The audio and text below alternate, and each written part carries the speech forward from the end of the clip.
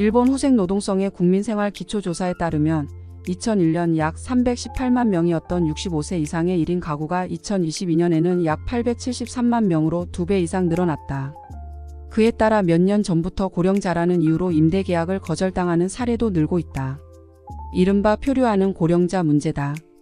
2021년 국토교통성 조사에서는 임대인의 60%가 고령자 입주를 꺼린다고 답했다. 2023년 부동산 업체의 조사에서도 고령자 4명 중 1명 이상이 나이를 이유로 입주를 거부당했다고 밝혔다. 집주인들이 고령자를 피하는 이유는 무엇보다 고독사와 사고 등에 대한 불안 때문이다. 세를 놓은 집에서 고독사가 발생할 경우 원상 복구하는 데 드는 비용은 최대 450만 엔에 달하며 집주인의 부담으로 돌아간다. 또 입주자가 남긴 유품의 처리 문제와 임대주택이 사고 물건으로 낙인 찍혔을 때 오랫동안 세를 놓지 못하는 피해도 발생한다. 10여 년 전만 해도 가족이나 친지가 감당해야 했던 일을 민간 임대사업자와 부동산업자가 떠안는 사례가 늘고 있다. 이러한 상황 속에서 집을 빌리기 어려운 저소득층 고령자들을 돕기 위해 나선 민간단체가 있다. 도쿄 다치카와시에 있는 거주지원법인 고타스다. 6년 전부터 지원활동을 하고 있는 이곳에서는 요양보호사나 택지건물 자격증을 취득한 직원들이 연간 150건이 넘는 상담을 진행한다. 이곳에 문을 두드리는 사람들은 경제적으로 어렵거나 거동이 힘들거나 가족과 친척 등 의지할 곳이 없거나 가족이 있더라도 왕래가 끊어진 고령자들이다. 고타스는 고령자와 신원보증 대행 서비스 업체를 연결해 주어 거주지나 요양시설, 입원 등에 필요한 신원보증 문제 해결을 돕고 있다. 계약금 수십만 엔과 매달 약간의 관리 비용을 내면 신원보증부터 병원 동행, 긴급 상황 출동 서비스 등 폭넓은 지원을 받을 수 있다. 단 신원보증 대행 서비스 업체가 난립하면서 문제가 발생하는 경우가 잦아지고 있으므로 업자 선정 시에는 각별한 주의가 필요하다. 한편 고령자들이 집을 빌리지 못하는 상황을 개선하기 위해 부동산업계에도 새로운 바람이 불고 있다. 65세 이상을 대상으로 유료 양로원이나 일반 임대주택을 소개해주는 R65 부동산이 그것이다.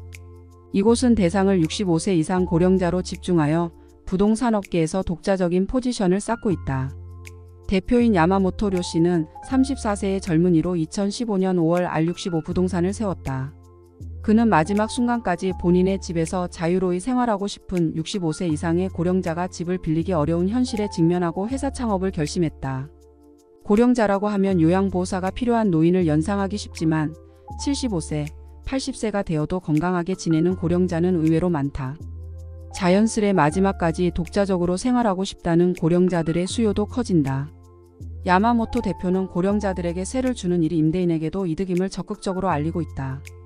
고령자는 평균 거주 연수가 약 13년으로 긴 데다 연금수급자가 대부분이므로 수입과 지출이 일정에 체납하는 일도 드물다. 고독사 문제는 화재보험에 특약을 적용하여 특수청소나 하우스 클리닝 등 집주인의 부담을 줄이는 방법으로 해결할 수 있다. R65 부동산에서는 독자적으로 개발한 지킴이 전기 서비스도 운용 중이다.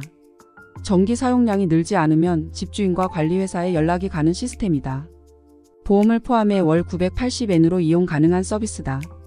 이러한 노력이 쌓여 임대인의 사고도 조금씩 바뀌는 분위기다. 드디어 2024년 3월 8일 일본 정부는 표류하는 고령자 문제 해결 방안을 밝혔다. 신원보증이 필요한 고령자와 임대인 쌍방이 안심하고 임차할 수 있도록 개정안을 마련한 것이다. 개정안에서는 지자체가 고령자 지원 서비스를 갖춘 거주 안정 원조 임대주택을 지정하여 만일의 사태에 대비한다.